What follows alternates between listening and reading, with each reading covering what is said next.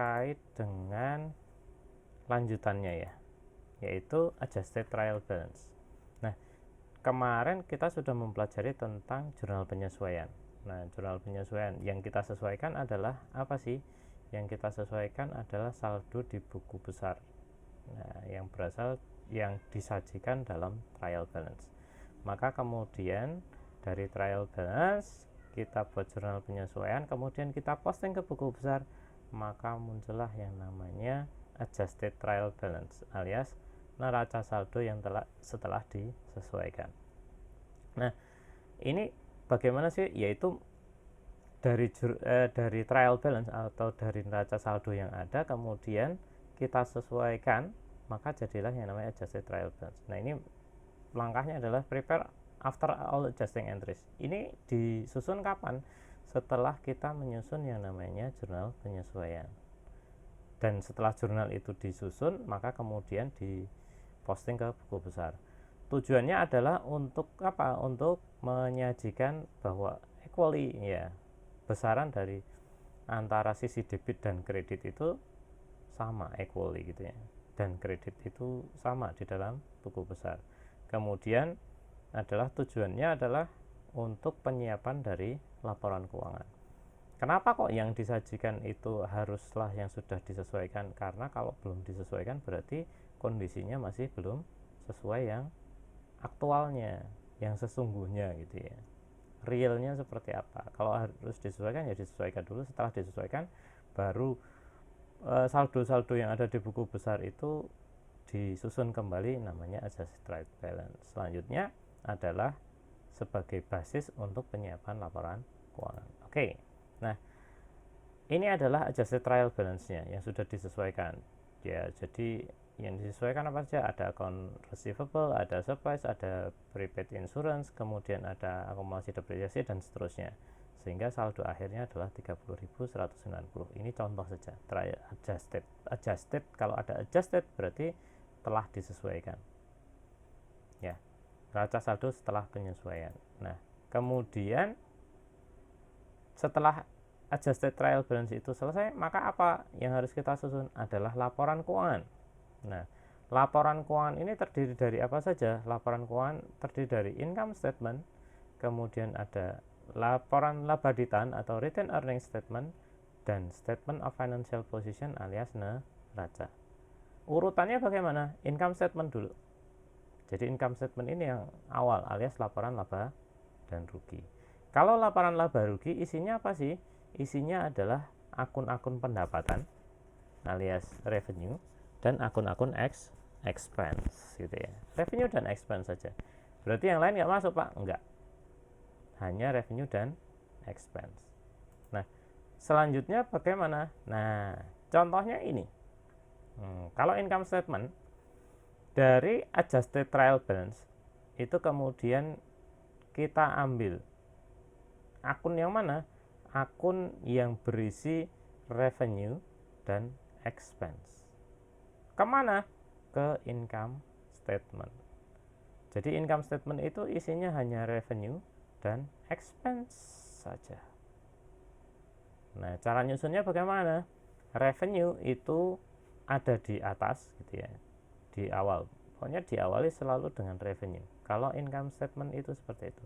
Revenue dalam hal ini adalah service revenue. Besarnya berapa? 10.600. Kemudian expense, ya seluruh expense yang ada di sini. Ada expense-nya adalah rent expense, kemudian insurance expense, ada interest expense, ada depreciation expense. Kita masukkan seluruhnya.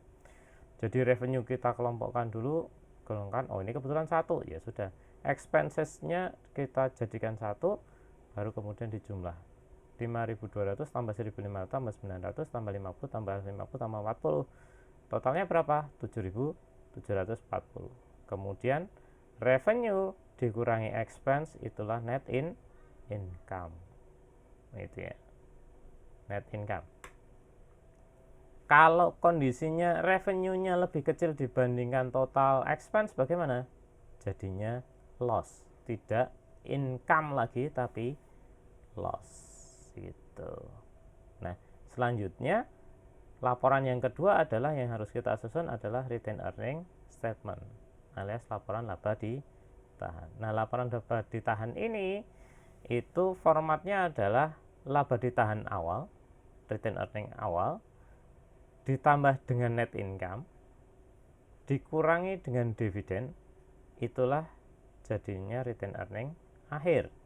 Berarti return earning awal ditambah net income, totalnya berapa, kemudian dikurangi dividen, itulah yang namanya return earning akhir atau laba ditahan yang akhir. Nah, kenapa income statement itu disusun duluan? Karena income statement hasilnya net income atau loss itu yang akan menjadi komponen dari return earning statement. Maka ini harus disusun duluan. Boleh nggak kebalik? Nggak bisa. Kenapa nggak bisa? Karena syarat dari return earning statement di dalamnya ada net income. Jadi net income dari sini dihitung, baru kemudian dimasukkan ke return earning statement. Kalau loss berarti di sini jadi mengurangi. Nah, kebetulan return earning awalnya ini tidak ada. Laba ditahan awal 0 kalau di sini. 0 di sini 0, ya sudah. Berarti nggak ada kan? Gitu. Nah, selanjutnya maka setelah income statement dan return earning statement, apa yang harus kita susun? Kita susun yang namanya statement of financial position atau yang sering disebut dengan neraca. Nah, neraca ini nyusunnya bagaimana?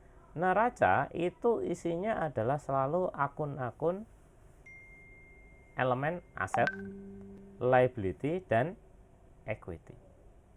Selalu itu. Kalau income statement adalah revenue dan expense saja. Nah, kemudian urutannya kenapa kok harus income statement, kemudian return earning, baru statement of financial position? Karena di komponen dari elemen statement of financial position ada equity. Nah, equity ini berasal dari return earning statement. Jadi nggak bisa kalau nyusunnya adalah neracanya dulu, nggak bisa. Karena ada informasi dari return earning statement-nya. Nilainya berapa return earning akhir? 2.360. Oke, sekarang kita bicara soal neraca. Nah, di neraca ini isinya adalah akun-akun elemen aset, equity, dan liability. Liability dan equity, ya gitu. Susunannya adalah bagaimana? Nah, formatnya ini kebetulan adalah format yang report, alias format laporan. Kalau format laporan itu asetnya di atas, kemudian equity dan liability berada di bawah.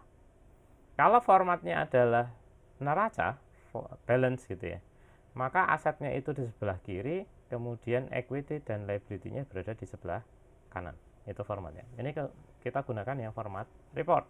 Nih di contohnya. Nah, aset di atas, kemudian kalau untuk IFRS gitu ya, itu penyajiannya adalah dari aset tetap dulu kemudian ke aset lancar. Nah, tapi boleh nggak dibalik? Boleh. Kalau kita di Indonesia itu kita menganut bukan yang terbalik begini, bukan aset tetap dulu, tapi diurutkan dari aset lancar. Cash, justru ini kebalik.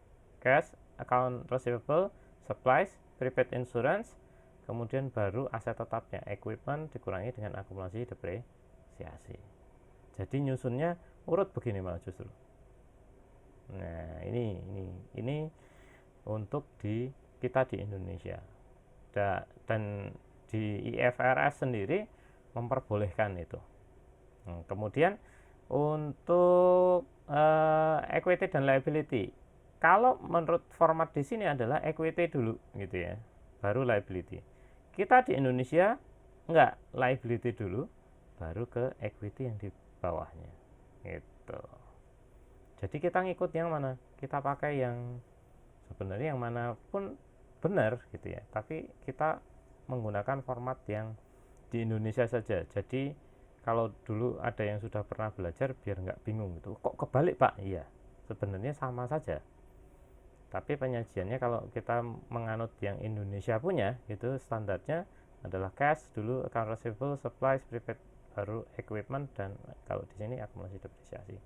Nah, ini tinggal kita balik, nggak ada masalah.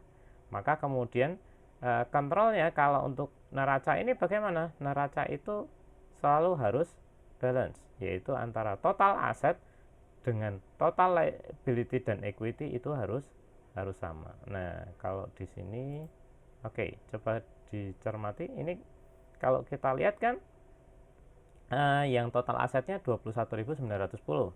Kemudian total equity dan liability-nya 21.910. Jadi seperti ini formatnya. Cara buatnya bagaimana? Ya, kalau tadi formatnya di ini cash ya cash, kemudian account receivable, kemudian supplies, prepaid insurance, dan equipment. Nah, untuk equipment seperti halnya yang saya sampaikan kemarin, bahwa untuk equipment itu penyajiannya selalu nanti diikuti oleh akun kontranya, yaitu akun akumulasi depresiasi. Nah, kemudian untuk equity dan liability bagaimana? Untuk equity dan liability ini kemudian penyajiannya ya sama, liability diurutkan. Kalau Indonesia punya urut dari paling lancar, interest payable, kemudian salary, unearned, account payable, baru not payable. Kalau menurut ya untuk equity sama saja, share capital ordinary baru retained earning. Nah, ini dijumlahkan. Formatnya seperti inilah kurang lebih. Gitu. Nah, ini adalah setelah adjusted trial balance. Kalau trial balance langsung dibuat nggak boleh. Kenapa? Karena harus ada yang disesuaikan dulu. Kecuali kalau sudah tidak ada yang harus disesuaikan. Nah, seperti itu. Gitu. Nah, ini adalah contoh untuk ini untuk trial balance ya. Ini trial balance-nya per tanggal 1 April 2017 ya. Kemudian nah ini Kang dimulai tanggal 1 April 2017. Kemudian ini adalah neraca trial balance per tanggal 30 Juni ya, ini. Maaf, ini adjusted ya, sudah disesuaikan. Yang sudah disesuaikan adalah ini nilainya sama, ini adjusted trial balance. Maka kemudian diminta untuk menyusun apa? Menyusun laporan laba rugi. Maka harus kita, kalau laporan laba rugi isinya adalah revenue dan expense. Lihat di sini, revenue-nya yang mana? Oh, ini ada revenue. Oke, rent revenue dan service revenue. 14.200 dan 800. Sehingga kita isi service revenue-nya adalah 14.200, rent revenue 800. Total revenue-nya berapa? 15.000.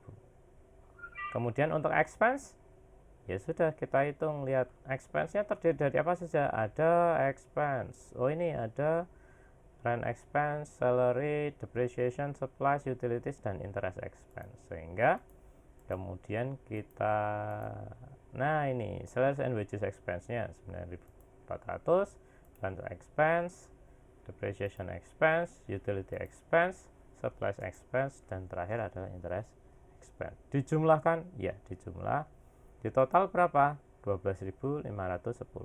Maka yang namanya income statement adalah revenue, jumlah revenue, total revenue dikurangi dengan total expense. Laba atau rugi?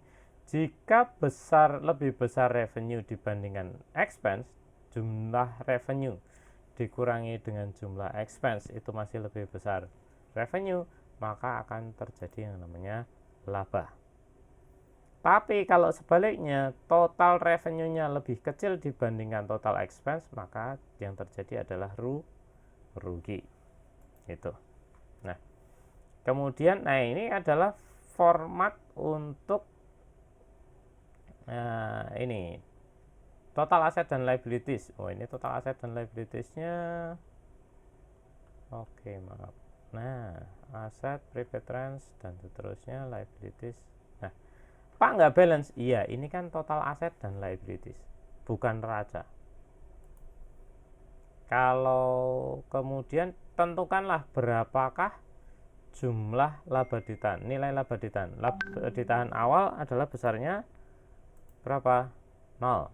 Kemudian ditambah net income asalnya dari perhitungan yang tadi di laporan laba rugi, kemudian dikurangi dengan dividen, maka jadilah laba ditahan akhir.